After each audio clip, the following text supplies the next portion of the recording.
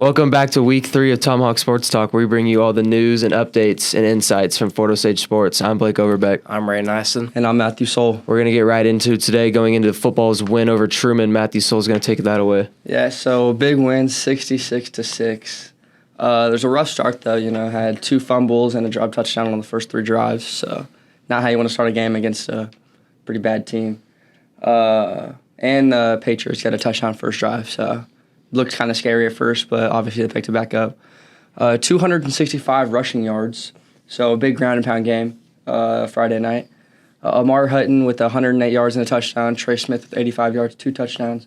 Nico Burt with 54 yards and a touchdown. So, you could obviously see where the strengths are there. Only threw the ball 6 times and only completed 1 of those passes. So that really shows, the loss of Nick Penniman, how, that affects the team, obviously, changes the scheme, all that. Defense did their part, obviously. 6 points, 7 turnovers forced. Dom Soto with 3 picks. It was actually his first varsity start with Braxton being out. Colin Stratton got a pick. Mauricio Bears got a pick. And Laker Famo got a pick 6. Huh? Laker Famo got a pick 6. So, yeah, obviously a very dominant win there on both sides of the ball. Next Friday they play Oak Park, which should be a pretty tough game.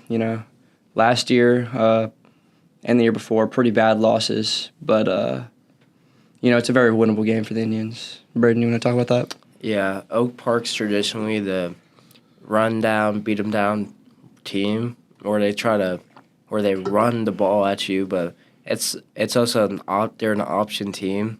They'll run power to one side, and then pull it on the other side for a real speed option. So that's a team they typically are. But this year against Smithville, their pass game, which was a 38-24 loss, I believe, to Smithville, they passed the ball 65% of the time. So they could be a different team this time. I feel like the key for the Indians is to, get with it on the defensive end. If they can hold them on defense, then I feel like the offense will be able to do their part this week, especially rolling with momentum from the last win against Sherman. Yeah, so obviously the defense have been a pretty light point on the team this year, the defense in the rushing game. So how do you think, obviously they know what's coming, seeing this week. So how do you guys really, plow through and, continue that momentum without them, game planning towards that? Well, I think the pass game will definitely be more open this week because of that fact.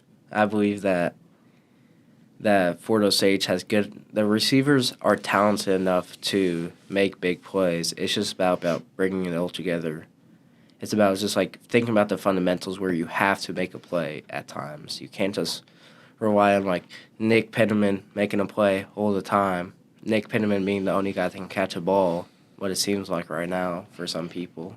But you just got to make sure, because the pass game sets up the run game, the run game opens up the pass game.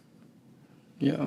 So, but I do want to say the one thing for the Truman game is that while it's a 66-6 win, it doesn't feel like you're winning 66-6 when at a point you're down 6-0 to Truman. A team that Truman didn't even start 6 or 7 of their starters, so Come on, bro. Yeah, they didn't start a good amount of their starters, but the fact that it was so there's a point where, I wasn't particularly worried, but some other people were worried that oh crap, this is Truman.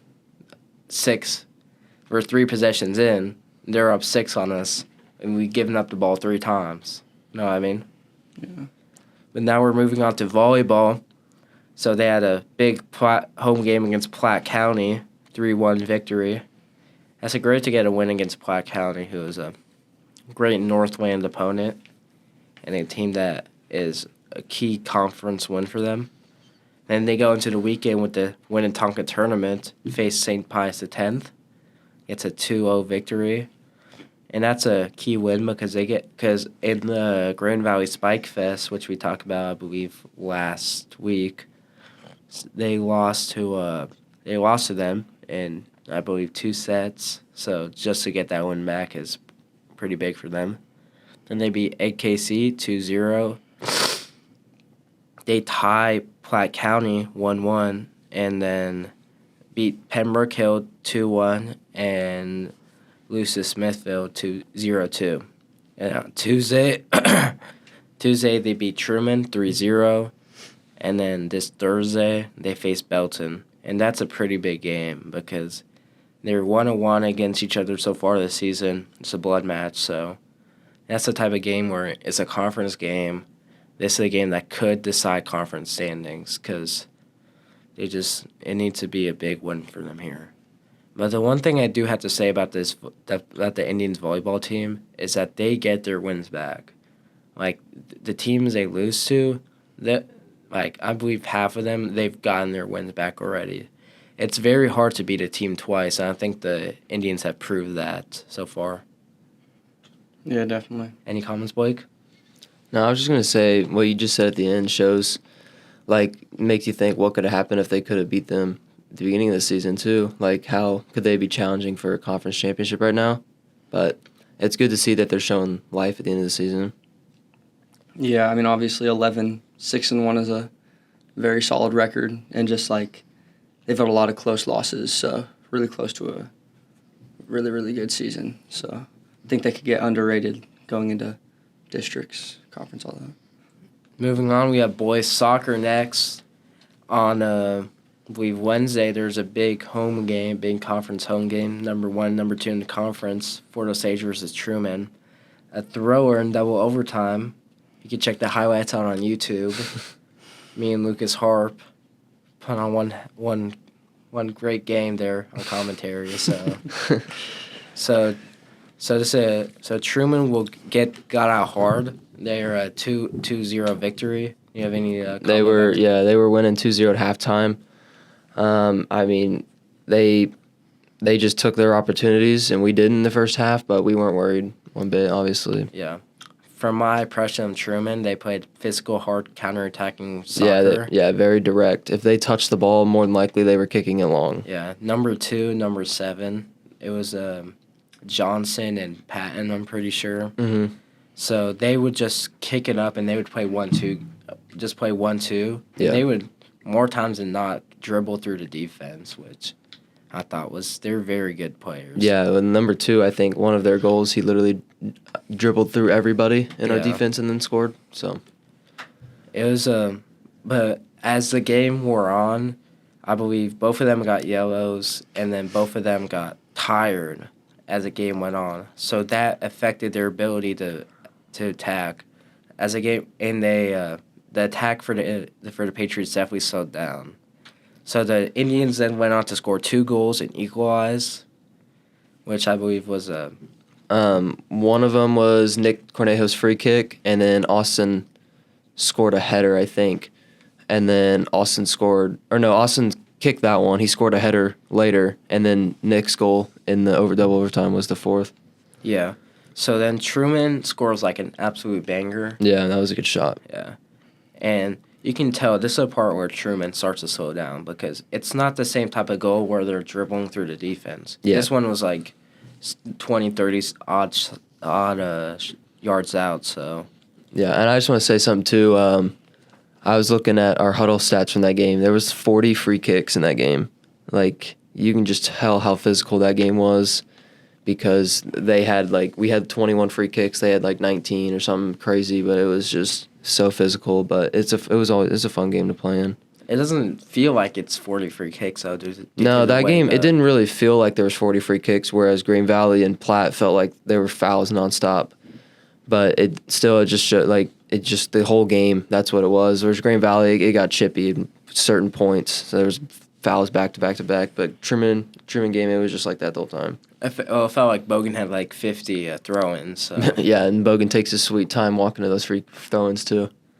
So, and then the Indians do go into OT with a man down, But then in double overtime with a minute left, Nick Cornejo chips one in over the keeper to win the Indians a game. Do you have any overall recaps about the game? I want to say something about one of my teammates. So Adrian Galeas, he missed that tap in with 2 minutes left in the second half, and he was really down on himself. But in Nick Cornejo's overtime goal, Adrian was the one that played the ball across the field to Nick and got the assist. So that's just I'm happy for Adrian because he could have won us the game before overtime, but he kept his head and was able to keep playing and get the assist on the end. But then also just recapping the game, it's good to see our team have fight and go in and win those close games because some years when we may or may not, some people would say we had a better team, we would go in and lose those games. But there's just something different about this team that we're never going to stop. So that's always good to see. Also, one final recap I had is that the Indians had lots of success on set pieces. Yeah, we're going to score. We score a lot on set pieces. I think almost all of our goals, besides Nick, was on set pieces that game. So after that, the soccer team went to Belton, lost 1-0 away. Player of the match was Bogan Weichel.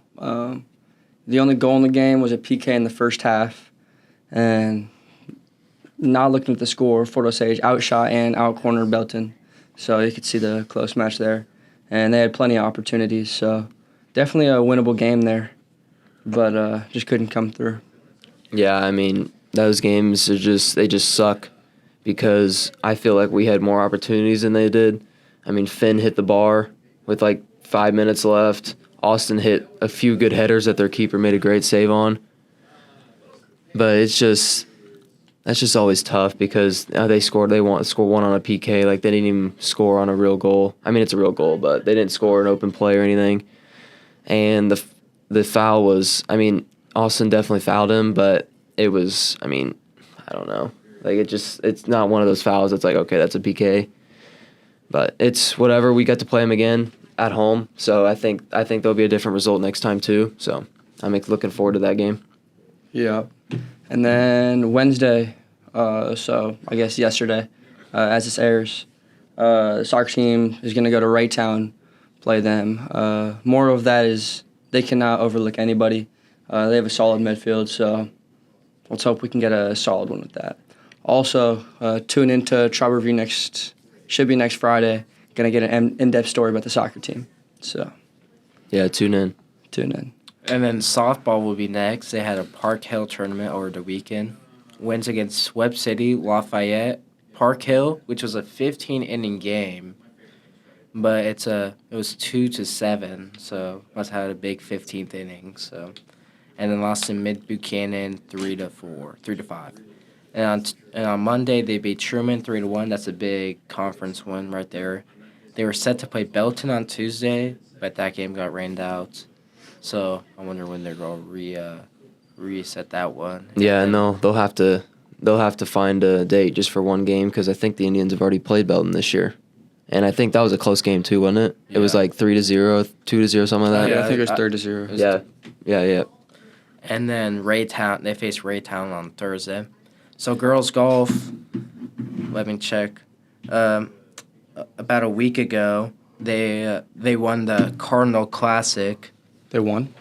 They did win the Cardinal Classic about a week ago. And first time that a girls team has won a tournament in Florida State history, apparently. And all 5 girls medaled, so shout out them. Shout out girls golf. Yeah, and they placed second in the Independence Invitational.